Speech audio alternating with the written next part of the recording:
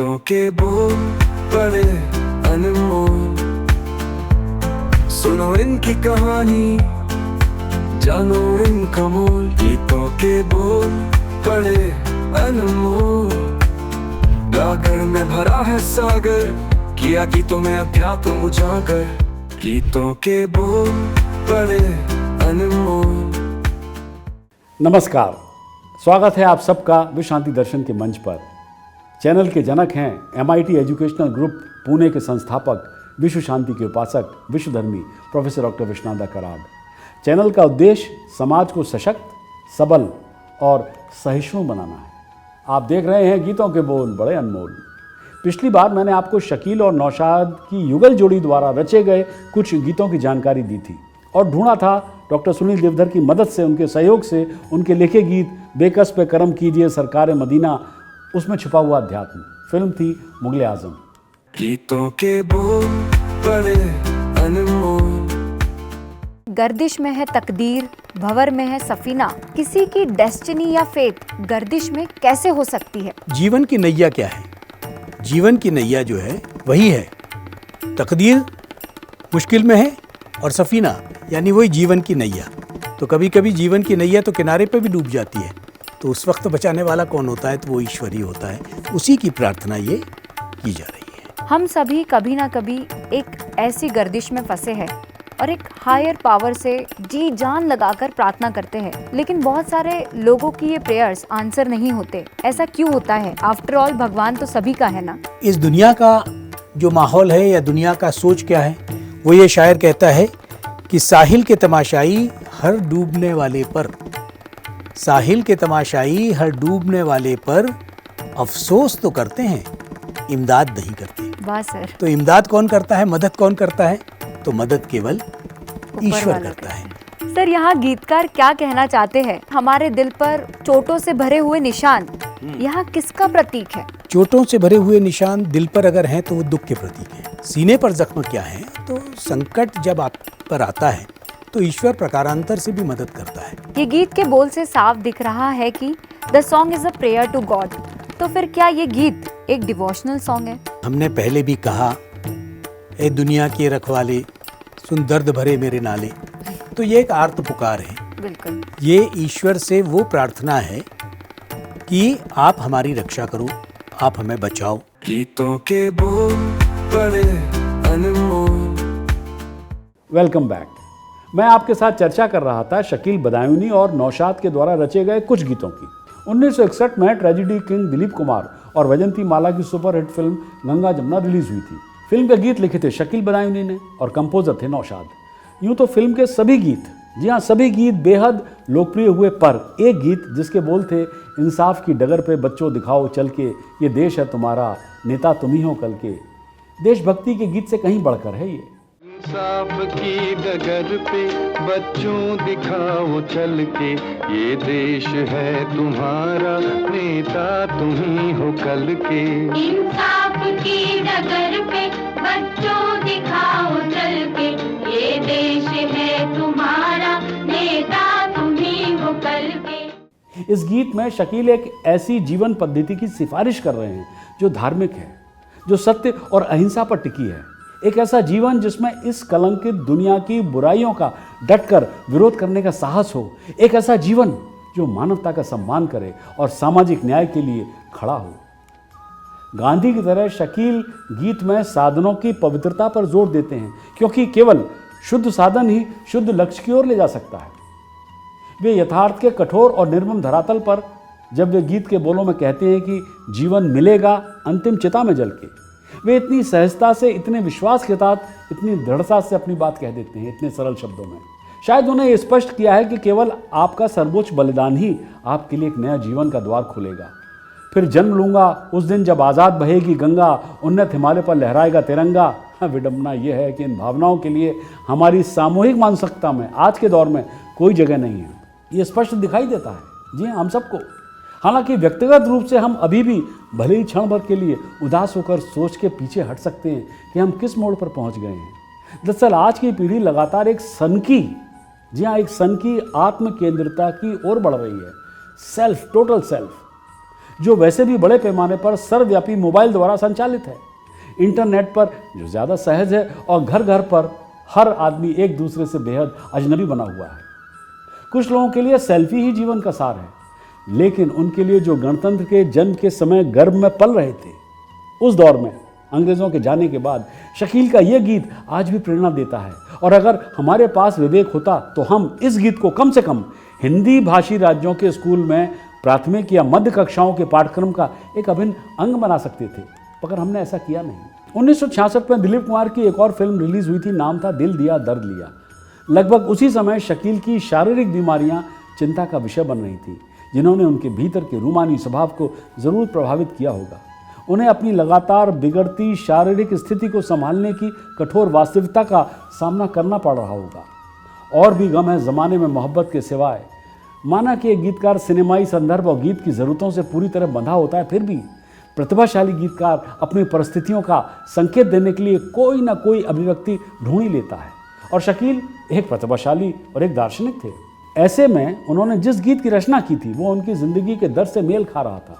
गीत के बोल थे, कोई सागर दिल को बहलाता नहीं, बेखुदी में भी करार आता नहीं, मैं कोई पत्थर नहीं इंसान हूँ, मैं कोई पत्थर नहीं इंसान हूँ, कैसे कह दूँ गम से घबराता नहीं।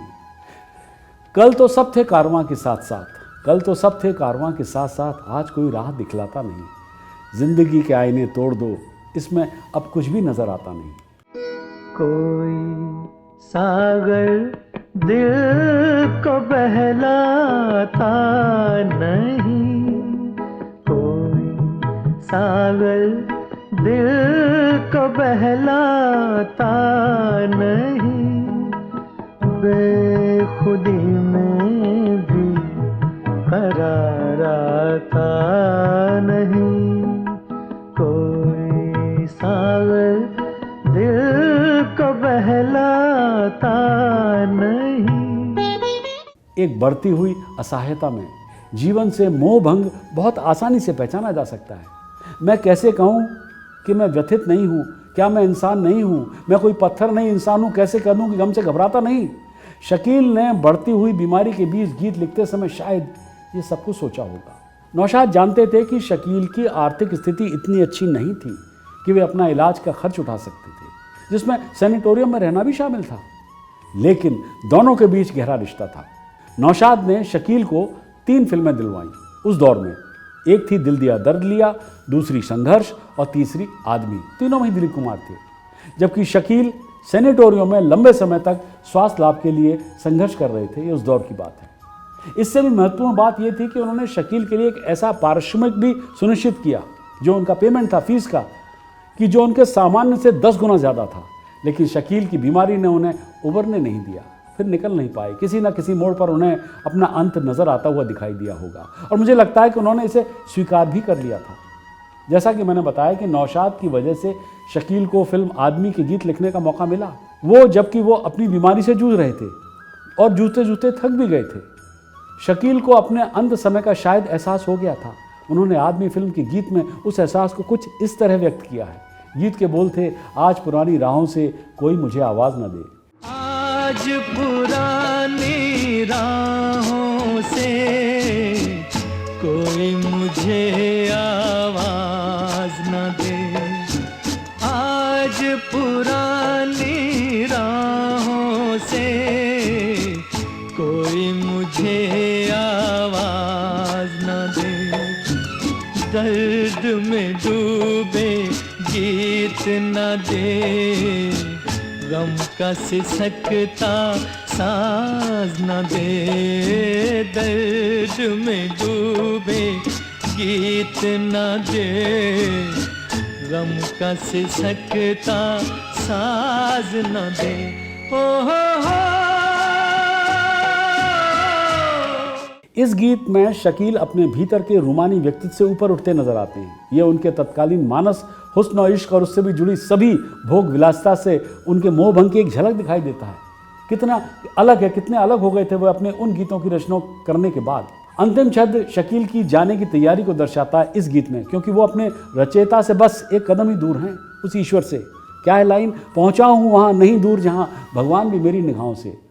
आज मुझे अपने ही दिल में एक नया इंसान मिला। पहुंचा हूँ वहाँ नहीं दूर जहाँ, भगवान भी मेरी निगाहों से आज पुरानी राहों से कोई मुझे आवाज न दे। वो शकील जिसने अपने प्रेम और दर्द भरे शब्दों से हर दिल में आग लगाने की कसम खाई थी। हम दर्द का अफसाना दुनिया को सुना देंगे, हर दिल में मोहब्बत की एक आग लगा देंगे। वो संबंधों के बंधनों और उससे जुड़ी पीड़ाओं से मुक्त होते हुए दिखाई दे रहे थे, एक आंतरिक काया पलट की बात करते हुए प्रतीत हो रहे थे। आज मुझे अपने दिल में एक नया इंसान मिला। आदमी के गीत के ये बोल सहज रूप से शकील के लिखे गीत के उस बोल के कि ये जिंदगी के मेले दुनिया में कम ना होंगे, अफसोस हम ना होंगे, उस ओर ले जाता है। इतना दार्शनिक, जीवन मृत्यु की इतनी समझ, फिर भी शकील की उदासीनता का कहीं कोई संकेत नहीं मिलता है। शकील का निधन युवावस्था के 50 की उम्र में 20 अप्रैल 1970 को हुआ था। हालांकि उनकी समृद्ध साहित्यिक रचनाएं दिन प्रतिदिन और भी समृद्ध होती जा रही हैं, जो उन बेतुकी रचनाओं के विपरीत हैं जिन्हें आजकल हिंदी फिल्मों के गीत के रूप में बड़े पैमाने पर गढ़ा जाता है। नौशाद 36 साल और जिंदा रहे, लेकिन शकील के बिना वे एक साधारण इंसान लगते थे। उन्होंने वो ऊंचा मुकाम खो दिया जिसका वे आनंद लेते थे। हालांकि उन्होंने अपनी काबिलियत पर कभी भरोसा नहीं खोया। जैसा कि उन्होंने अपने निधन से 1-2 साल पहले कहा था कि उनका सर्वश्रेष्ठ अभी आना बाकी है। सच तो यह है कि उनके संगीत वाली 15-16 फिल्मों में से कोई भी बॉक्स ऑफिस पर शकील के जाने के बाद कामयाब नहीं हुई, और उनका ये बार बार किया जाने वाला विलाप कि लोगों की पसंद बदल गई है, पश्चिमी संगीत का प्रभाव हावी हो गया है, उस पर कोई भरोसा नहीं करता। अगर हम ये माने कि उस दौर में खयाम ने कभी कभी उमराव जान और बाजार जैसी फिल्मों में अपनी शास्त्रीयता के साथ बड़ी कामयाबी हासिल की। खयाम इसीलिए फले फूले क्योंकि उनके संगीत में मीर तकी मीर, साहिर शहरयार, बशर नवाज, अमीर खुसरो और मुजफ्फर अली जैसे कुछ बेहतरीन शायरों के शब्द थे। शायद नौशाद शकील के बाद मजरू, साहिर या गुलजार के साथ काम करके सफल हो सकते थे, लेकिन नौशाद शायद वास्तविकताओं को समझ नहीं पाए और उन्होंने सोचा कि उनका संगीत ही उन्हें आगे ले जाएगा। उन्हें यह एहसास नहीं था कि शकील के निधन के साथ उनके संगीत ने अपनी आत्मा को तो बचा लिया, लेकिन वो रूप खो दिया जो प्रभावित करता था हम सबको। नौशाद का निधन 5 मई 2006 को हुआ, लेकिन उससे पहले उन्हें 1991 में दादा साहब फाल्के पुरस्कार और 2002 में पद्म भूषण से सम्मानित किया गया था। शकील को भी देरी से ही आधिकारिक सम्मान दिया गया। उनकी तस्वीर वाला एक डाक टिकट 2013 में जारी किया गया था। तो बस हिंदी सिनेमा के स्वर्णिम युग की इन दोनों गुनी शख्सियत की चर्चा के बाद मैं भी देता हूं अपनी वाणी को विराम। सब्सक्राइब कीजिए, साझा कीजिए और जुड़े रहिए गीतों के बोल बड़े अनमोल के साथ, ओनली ऑन विश्व शांति दर्शन। गीतों के बोल बड़े अनमोल।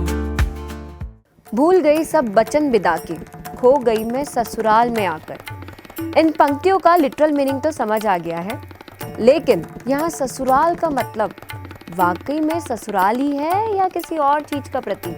दरअसल हम जिस दुनिया में रहते हैं उसके बारे में सदियों से कवियों और शायरों की राय रही है और वे अक्सर समाज को आईना दिखाते रहे।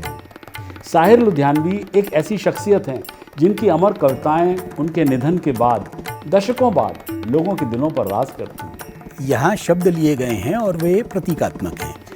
ससुराल में जैसा आपने कहा कि वो मीनिंग तो आप समझ गई। यहाँ ससुराल ये मायावी संसार है, और जब वो मायावी संसार में उलझने लगता है तो उसे ईश्वर की याद बहुत अवसरों पर नहीं आती, और इसलिए वो अपने जब प्रपंच में पड़ा होता है तब वो भूला हुआ होता है और उसकी मंजिल पर पहुंचना आसान नहीं होता। शायर ये कहता है कि तेरी मंजिल पे पहुंचना यूं आसान न था, सरहदे अक्ल से गुजरे तो यहाँ तक पहुंचे। बोल बड़े अनमोल, सुनो इनकी कहानी जन्म का मोल। हमारे साथ के चलते जैसे साया है, कि तुम छुपा जीवन यही सच्चा काया है।